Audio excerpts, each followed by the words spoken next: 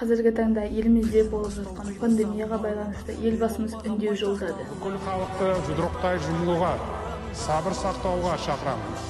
Бұл күрделі жағдайды бәріміз бірге еңсереміз деп сенемін.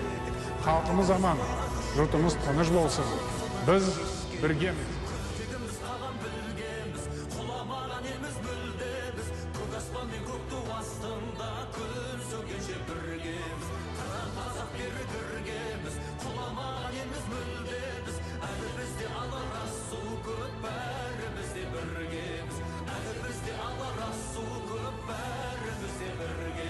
Болашақ жастардың қолына қойылып жатқан талаптарды екетпей орындасақ, біз бұл дертті де жеңіп шығамыз.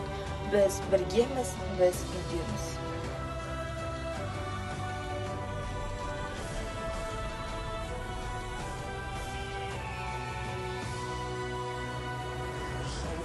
Шықтық құламай, аштықтан да өттік жыламай, бәйдірек боп биік сұламай, майыз бадық сынбадық. Сынақ себеп емес кейеуге, тек тазалық болса пейілде, қою қара түннен кейінде таң атады нұр